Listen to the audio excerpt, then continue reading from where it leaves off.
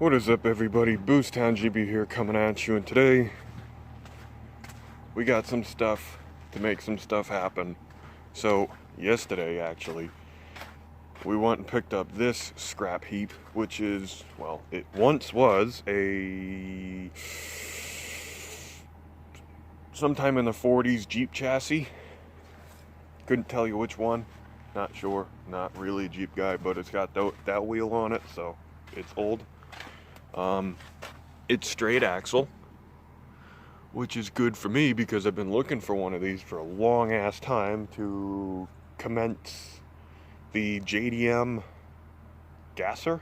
So what the hell am I talking about? JDM Gasser, what's that? Well, 300ZX, I'll just use this as an example. Make a little square in the front, and then you put the straight axle in it, and you put whatever rear end you want in that. So, JDM Gasser. Except I'm not using a 300ZX. I'm using my old Talon. This already has the front end kind of slapped in there. It's out of an IROC. And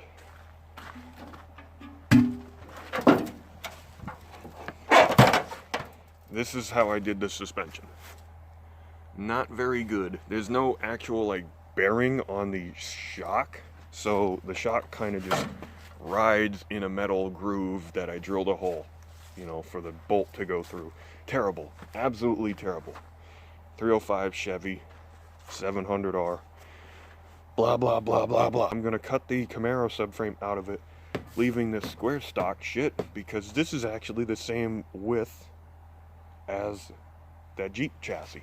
And there's plenty here for me to put the straight axle in and have it look reasonable. It's going to be a little long nose on it, but you can make that up in some sheet metal in the door, the fender there. This was one of those things that would just never die. It had the 4G37, the single cam 1.8. I had a turbo on it, pretty big one. It was a 60, 62, something like that. And blew the motor up a bunch of times, rebuilt it a bunch of times. Head gasket. It was, it's a DSM, so that's normal. Well, before any of that crap, you gotta get the Lamborghetto running. I don't think I've shown you guys the engine. Here it is. Looks pretty good. It's got some shitty factory style headers on it, and the flanges leak bad. That's why it backfires like that. We did do the timing light. We did readjust the valves. She sounds pretty good. Pretty good for a dumb fuck like me. There's no choke on this carburetor. This carburetor was full of dirt when I got it.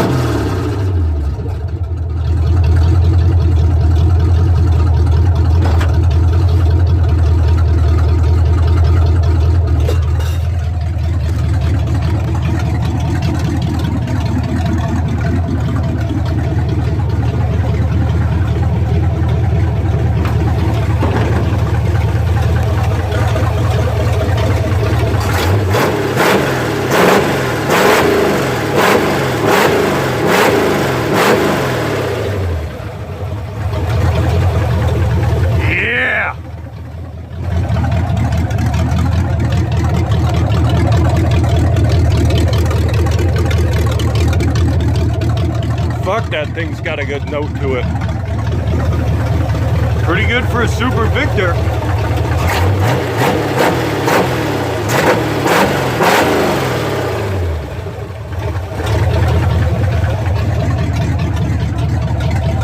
It's still not even up to 100 degrees yet, so. Oh, I love that. All right, let's get this Talon over there. As you can see, we already got a racket pinion from something. It might have been the original from this car, I don't remember. I'm gonna start cutting. Probably not gonna record it because there's a lot of cutting in stupid places. I got the front end cut out of it, wasn't that bad. I'll trim all that shit up after. Unnecessary right now. Show you guys the amazing fabrication skills from your boy here. Look at all that goodness. Shit just goes wherever the fuck she wants to go. I don't even think that's welded. Nope, I don't really fucking care. Weld to rot. That's how we do it around here. Fuck your safety, fuck your helmets, fuck your fucking feelings. Don't give a shit. I want to have fun. We got a little bit of work to do. I'd like to at least fish plate that so it doesn't separate when we come down off the wheelie. These little things are going to be cut off. That was just because of the junk I was using. It looks pretty simple for back here to put a rear axle because it does have some form of frame rail. And I was thinking of just like making a square and then just putting the spring pads to that square and have a nice day. It really doesn't matter the quality. This is going to be just like a rat rod gasser thing, so I don't care. If this thing could see an angle like that off the launch, ooh.